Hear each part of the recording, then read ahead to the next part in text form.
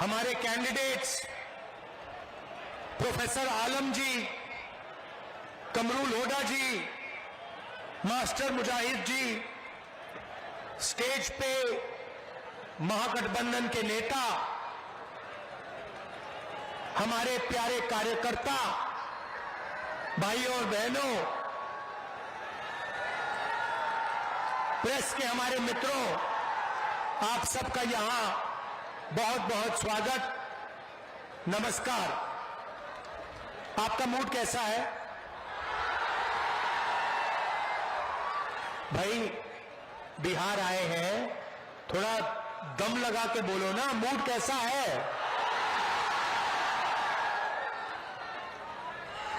हिंदुस्तान में दो विचारधाराओं की लड़ाई है। एक तरफ आरएसएस जो देश को खांचों में बांटना चाहती है, जात का खांचा, धर्म का खांचा, प्रदेश का खांचा, भाषा का खांचा, स्त्री पुरुष का खांचा, और दूसरी तरफ कांग्रेस पार्टी, हम सब महागठबंधन जो देश को जोड़ना चाहता है, हर धर्म को, हर जात को एक साथ लाकर आगे ले जाना चाहता है। मैंने 4000 किलोमीटर भारत जोड़ो यात्रा की, उसमें एक ही मैसेज था, नफरत के बाजार में मोहब्बत की दुकान खोलनी है। उनकी यात्रा होती है और वो कहते हैं कि हमें नफरत फैलानी है, नफरत का बाजार खोलना है और मोहब्बत की दुकानों को बंद करना है। और हम कहते हैं हमें नफरत को मिटाना है, नफरत के बाजार को बंद करना है और मोहब्बत की दुकान खोलनी है। यही राजनीति चल रही है।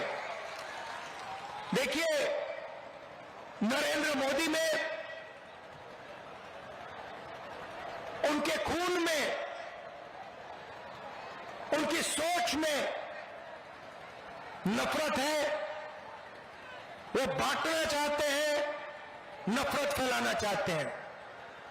दूसरी तरफ मेरे खून में मोहब्बत है, भाईचारा है और हिंदुस्तान को मैं जोड़ना चाहता हूं। यह फर्क है, यह लड़ाई है। बीजेपी आरएसएस एक तरफ, नरेंद्र मोदी अमित शाह एक तरफ, कांग्रेस पार्टी दूसरी तरफ, राहुल गांधी दूसरी तरफ, खारगे जी दूसरी तरफ, तेजस्वी जी दूसरी तरफ। यही बात चल रही है। नफरत से इनको क्या मिलता है, मैं आपको बताता हूं। नफरत से इनको देश का धन मिलता है। नफरत से ये जनता के ध्यान को इधर उधर भटका सकते हैं। नफरत से ये जनता को डरा सकते हैं। और जब जनता डरती है तो जनता सही सवाल नहीं पूछती। बिहार में, हिंदुस्तान में 3-4 राजनीतिक सवाल है। सबसे पहला और सबसे जरूरी राजनीतिक सवाल, इस देश के युवा को और बिहार के युवा को रोजगार क्यों नहीं मिल रहा है, यह सबसे पहला सवाल है। दूसरा सवाल, अगर युवाओं को रोजगार देना है तो बिना शिक्षा, बिना कॉलेज, बिना यूनिवर्सिटी, बिना स्कूल ये नहीं किया जा सकता है। तो दूसरा सवाल, बिहार में यूनिवर्सिटीज, कॉलेजेस सारी की सारी या बेची जा रही है या बंद हो रही है। और अगर बिहार के युवा को रोजगार चाहिए तो उसे दूसरे प्रदेशों में जाके मजदूरी करनी पड़ती है। मैं आपसे पूछना चाहता हूं, आप अलग अलग प्रदेशों में गए हो, बिहार के लोग आपको अरुणाचल प्रदेश में मिलेंगे, दिल्ली में मिलेंगे, पंजाब में मिलेंगे, कर्नाटक में मिलेंगे, बेंगलोर में मिलेंगे, हैदराबाद में मिलेंगे, दुबई तक बिहार के लोग आपको मिलेंगे। मगर जहां भी आप जाओगे, बिहार के लोग मेहनत करते हैं, खून पसीना देते हैं, ये बड़ी बड़ी इमारतें बनाते हैं, सड़कें बनाते हैं, हाईवे बनाते हैं, पुल बनाते हैं, इंफ्रास्ट्रक्चर बनाते हैं, कॉलेज यूनिवर्सिटियां बनाते हैं, अस्पताल बनाते हैं। मगर सारे के सारे बिहार के लोग बाकी प्रदेशों में मजदूरी करते हैं। क्या आप खुश हो कि बिहार की जनता देश में मजदूरी करती है? क्या आप चाहते हो कि बिहार के युवा का भविष्य देश में बाकी प्रदेशों में मजदूरी करने का हो? चाहते हो? अगर चाहते हो तो फिर आपको मालूम है आपको किसको वोट देना है। नीतीश जी ने बिहार में और मोदी जी ने देश में रोजगार खत्म करने का काम किया है। भाइयों और बहनों, जेब में आपके मोबाइल फोन है, उस मोबाइल फोन को निकालिए, उसके पीछे देखिए क्या लिखा है। उसके पीछे लिखा है मेड इन चाइना। लिखा है नहीं लिखा है? लिखा है। शर्ट के पीछे देखिए made in China, made in Vietnam, made in Bangladesh. जो भी यहां माल बिकता है या चाइना में बनता है या जापान में या कोरिया में या वियतनाम में बनता है। हम चाहते हैं कि फोन के पीछे मेड इन चाइना ना लिखा हो, मेड इन बिहार लिखा हो। यहां पे आप पाइनएप्पल उगाते हो, मक्का उगाते हो, बिहार में मखाना उगाया जाता है, मक्का, मछली, अलग अलग फल, आम, पाइनएप्पल। मैं आपसे पूछना चाहता हूं, पिछले 20 साल में नीतीश जी ने कितने फूड प्रोसेसिंग प्लांट चालू किए? कितने फूड प्रोसेसिंग यूनिट? पाइनएप्पल को प्रोसेस करने वाले, आम को प्रोसेस करने वाले, मच्छी को प्रिजर्व करने वाले, मखाना बनाने वाले कितने यूनिट नीतीश जी ने यहां पैदा किए? एक भी नहीं। अमित शाह यहां आते हैं और कहते हैं बिहार में उद्योग लगाने के लिए जमीन नहीं है। सीधा स्टेज से आपको झूठ बोलते हैं। जमीन की बिहार में कोई कमी नहीं है। अदानी के लिए जितनी भी जमीन चाहिए नीतीश जी और नरेंद्र मोदी की सरकार देने को तैयार है। बिहार में 1 एकड़ 1 रुपए के दाम में अदानी को दिया गया है। मगर फूड प्रोसेसिंग प्लांट नहीं लगेगा, पाइनएप्पल प्रोसेसिंग प्लांट नहीं लगेगा। जो मखाना पानी में से निकालते हैं, मेहनत करते हैं, उस मखाने का फायदा उनको बिहार में नहीं मिल सकता है। अमेरिका में हजारों रुपए के लिए मखाना बिकता है, मगर बिहार में जो मेहनत करता है उस बिक्री से उसको कोई फायदा नहीं मिलता। या बिचौलियों को मिलता है, या फिर बड़ी बड़ी कंपनियों को मिलता है, या फिर अमेरिका की कंपनियों को मिलता है। फायदा बिहार के जनता को, बिहार के युवाओं को नहीं होता। समय होता था जब बिहार में दुनिया की सबसे बेहतरीन यूनिवर्सिटी थी। नाम आपने सुना होगा, सुना है? नालंदा यूनिवर्सिटी सुना है? पूरी दुनिया से लोग आते थे, कोने कोने से आते थे, चाइना से, जापान से, जर्मनी, फ्रांस, इंग्लैंड से, वियतनाम से बिहार आते थे। क्यों आते थे? नालंदा यूनिवर्सिटी में पढ़ाई करने आते थे, नालंदा यूनिवर्सिटी में शिक्षा लेने आते थे। मैं चाहता हूं कि फिर से इस बिहार में दुनिया की सबसे अच्छी हाई क्वालिटी की यूनिवर्सिटीज बने। मैं चाहता हूं कि दुनिया के सबसे अच्छे स्कूल, इंग्लिश मीडियम स्कूल, सबसे अच्छी यूनिवर्सिटियां, सबसे अच्छे कॉलेज इस बिहार में बने। मैं आपको बताना चाहता हूं, महागठबंधन यहां चुनाव जीतेगा, शिक्षा का काम हम करेंगे, यूनिवर्सिटी कॉलेजेस खोलेंगे, सरकारी यूनिवर्सिटी, सरकारी कॉलेजेस, सरकारी स्कूल, इंग्लिश मीडियम स्कूल हम खोलेंगे। मगर राहुल गांधी भी आपको एक वायदा करना चाहता है, जैसे ही इंडिया गठबंधन की हमारी सरकार बनेगी, दुनिया की सबसे बेहतरीन यूनिवर्सिटी बिहार में हम आपके लिए खोल के देंगे। कोने कोने से लोग आएंगे, अमेरिका से, जापान से, कोरिया से, चाइना से बिहार में यूनिवर्सिटी में आकर पढ़ाई करेंगे और फिर वापस जाके कहेंगे दुनिया में सबसे बेहतरीन शिक्षा बिहार में मिलती है। यह हमारा वायदा है आपको।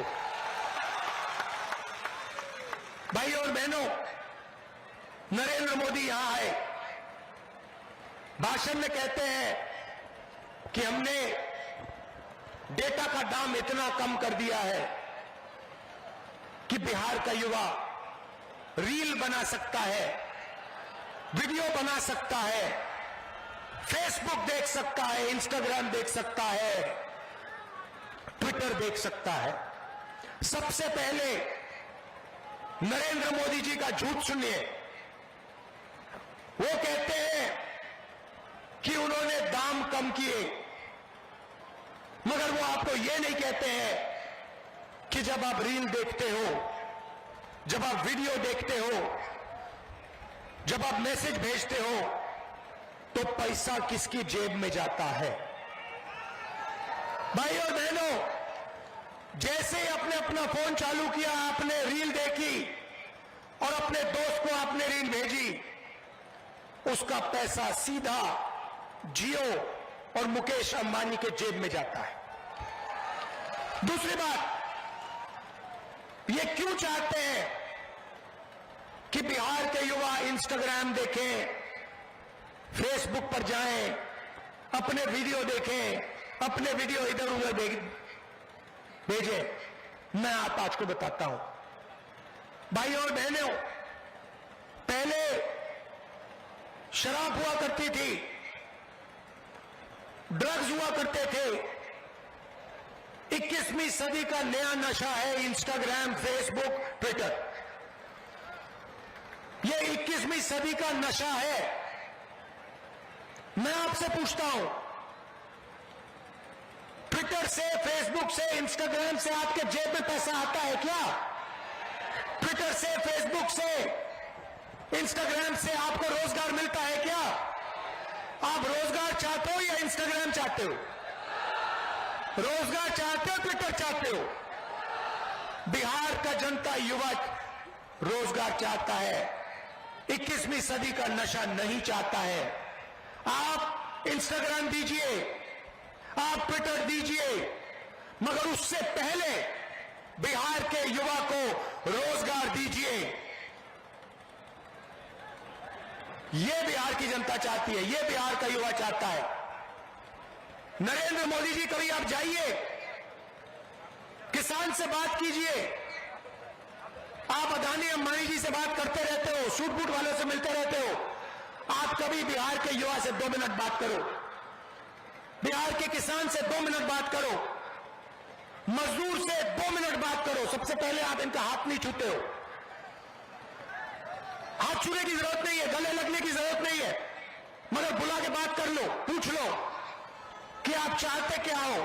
किसान कहेगा हम फूड प्रोसेसिंग यूनिट चाहते हैं, किसान कहेगा कि हम अपने बच्चों के लिए रोजगार चाहते हैं, मजदूर कहेगा हम अस्पताल चाहते हैं, युवा कहेगा हम रोजगार चाहते हैं।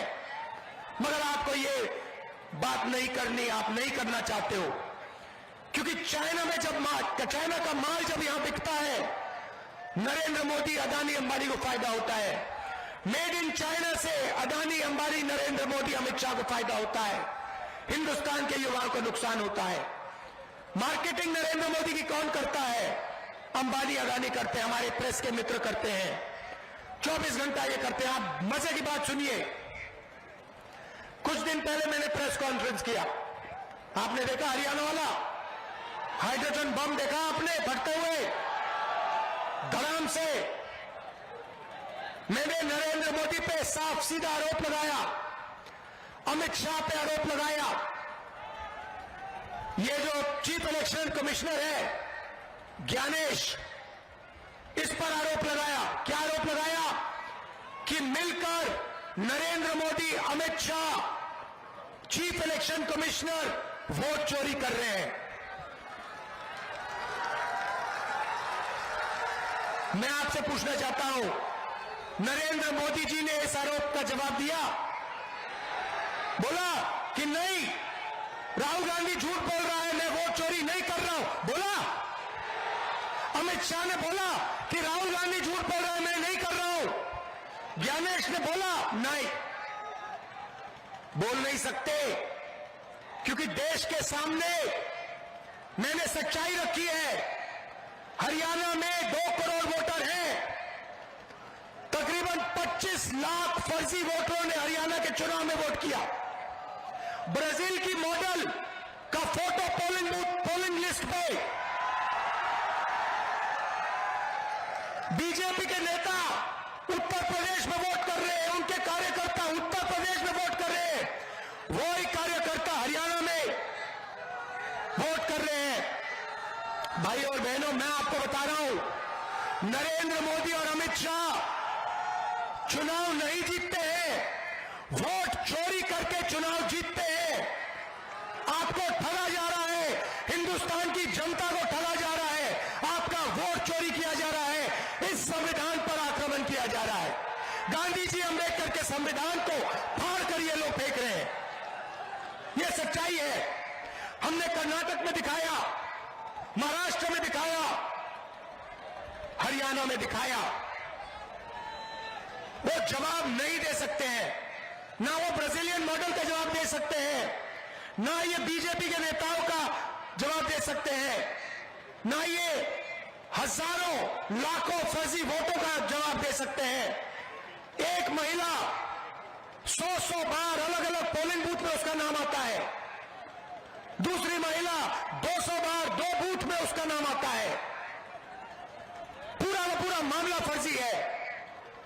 ये चोरी करके इलेक्शन जीतते हैं। अब आप कहोगे राहुल गांधी ये हमें बिहार में क्यों कह रहा है? क्योंकि संविधान की रक्षा करने की जिम्मेदारी मेरी है, मगर आपकी भी है। वोट चोरी रोकना मेरी जिम्मेदारी है, मगर बिहार के हर युवा, हर जनरेशन जी के युवा की जिम्मेदारी है, हर किसान की, हर मजदूर की जिम्मेदारी है। ये आपका है। ये संविधान आपकी आवाज है, इसमें आपकी आवाज गूंजती है। इसमें महात्मा गांधी, जवाहरलाल नेहरू, बुद्ध भगवान, कबीर, फूले, अंबेडकर जी, नारायण गुरु, इन सब की आवाज गूंजती है। ये मामूली किताब नहीं है, ये हिंदुस्तान की आत्मा की आवाज है। और इस पर नरेंद्र मोदी और अमित शाह आक्रमण कर रहे हैं, इसको खत्म कर रहे हैं। भारत की आवाज पर, भारत की आत्मा पर ये लोग आक्रमण कर रहे हैं। ये लड़ाई है भाई और बहनों। हम भारत की आवाज, संविधान की रक्षा कर रहे हैं। वो भारत की आवाज को कुचलना चाहते हैं, अंबानी की आवाज, अदानी की आवाज की रक्षा कर रहे हैं। भाई और बहनों, चुनाव का समय है, पोलिंग बूथ पे आप सब सावधान रहिए। ये बीजेपी के लोग चोरी करने की कोशिश करेंगे, आप इनके सामने खड़े हो जाइए, वोट चोरी नहीं करने दीजिए, क्योंकि अगर आपने वोट चोरी रोक दी तो यहां पे महागठबंधन की सरकार बन रही है, 100% बन रही है। भाई और बहनों, आप एक बात समझिए, इन्होंने वोट चोरी की है, हमने वोट चोरी पकड़ी है। ये जो है नरेंद्र मोदी जी जो है, अमित शाह जो है, वो हमसे डरते हैं। बात समझो, वो आपकी आवाज से, जनता की आवाज से, हिंदुस्तान की आत्मा से डरते हैं, क्योंकि उन्होंने हिंदुस्तान की आत्मा से, भारत माता से, हिंदुस्तान की आवाज से चोरी की है और अंत में ये पकड़े जाएंगे। ये कहीं नहीं जा सकते, अंत में ये पकड़े जाएंगे। इसलिए इनके दिल में डर है, वो डर नफरत में बदल के ये काम करते हैं। हम इनके डर को मिटाएंगे और इनके दिल में नफरत को मिटाएंगे। हमने कहा है, नफरत के बाजार में मोहब्बत की हम दुकान खोलेंगे और दुनिया की सबसे बेहतरीन यूनिवर्सिटियां बिहार में हम खोल के दिखाएंगे। धन्यवाद, नमस्कार, जय हिंद।